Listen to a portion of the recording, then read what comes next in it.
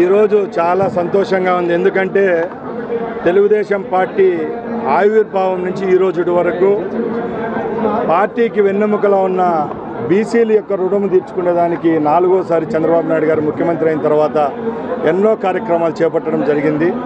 దానిలో భాగంగానే ఈరోజు ఇక్కడ చిత్తూరు జిల్లాలో గౌరవ కలెక్టర్ గారి నేతృత్వంలో, అలాగే మా స్థానిక శాసనసభ్యులు గురజాల జగన్ గారి నాయకత్వంలో ఈరోజు ఈ కార్యక్రమాన్ని ఏర్పాటు చేసుకున్నాం. ఇక్కడ జిల్లా నుంచి వచ్చిన ఎందరో బీసీ సోదరులను కలవడం, అలాగే బీసీల కోసం భారతదేశంలో ఎవరైతే పాటుపడ్డారో అలాంటి జ్యోతిరావు పూలే గారి విగ్రహాన్ని ఇక్కడ ఆవిష్కరించుకోవడం, ఆయన చేసిన సేవలు మరొకసారి స్మరించుకుంటూ బీసీ లోకం కోసం పనిచేసేదానికి మా ప్రభుత్వానికి అవకాశం ఇచ్చిన మీ అందరికీ ధన్యవాదాలు. ముఖ్యంగా ఒకటే చెప్తున్నాం, బ్యాక్వర్డ్ కాస్ట్ కాదు, బ్యాక్ బోన్ లాంటి కాస్ట్ అయిన బీసీలను ఈ ప్రభుత్వం ఎప్పటికీ విస్మరించదు. రాబోయే కాలంలో చిత్తూరు జిల్లా నుంచి ముఖ్యమంత్రిగా 4 పర్యాయాలు చంద్రబాబు నాయుడు గారు ఉన్నారు, అదే జిల్లాలో అన్ని కులాలకు అంటే ఎక్కువ బీసీలు ఉన్న జిల్లా ఇది. తప్పకుండా ఈ జిల్లాలో బీసీల కోసం వచ్చే 4 సంవత్సరాలు ఈ రాష్ట్ర ప్రభుత్వం ఎన్నో మహోన్నతమైన కార్యక్రమాలు చేపట్టేదానికి సిద్ధంగా ఉంది. దానిలో భాగంగానే చంద్రబాబు నాయుడు గారు ముఖ్యమంత్రిగా ఉన్న 2017లో కేటాయించిన భవనానికి సుందరంగా తీర్చిదిద్ది 4 అధునాతనమైన గదులను ఏర్పాటు చేసిన కలెక్టర్ గారికి మరొకసారి శుభాభినందనలు తెలియజేసుకుంటున్నాం.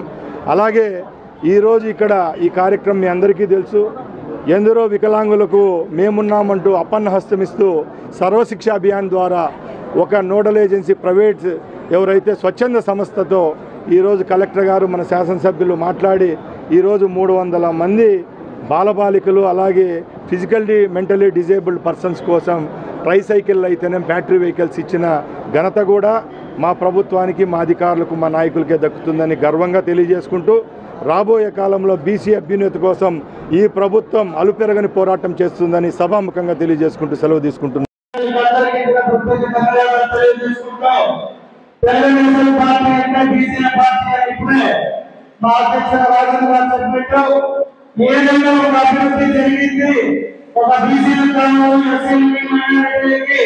ఈ రాష్ట్రంలో మంచి జరిగింది అంటే అది ఒక తెలుగుదేశం పార్టీ శ్రీ నారా చంద్రబాబు నాయుడు గారి హయాంలో మాత్రమే వారికి మంచి జరిగిందని తెలియజేస్తుంటూ, ఈ భవన నిర్మాణం కూడా 2015-16లో తెలుగుదేశం పార్టీ ఉన్నప్పుడే శాంక్షన్ అయ్యేది. దానికి ముఖ్య కారణం మా ఎమ్మెల్సీ చంద్రబాబు గారి కమిటీలో మెంబర్గా ఉన్నారు కాబట్టి మా చిత్తూరులో బీసీలకి ఒక మంచి భవనం లేదని ఈ భవన నిర్మాణం చేయడానికి ఆయన కూడా ఒక ముఖ్య కారణం. అలాగే ఎవరైతే చిత్తూరు బీసీ నాయకులు అందరికీ కాకుండా ఒకటే, తెలుగుదేశం పార్టీ ఎప్పుడూ మీకు అండగా ఉంటుంది.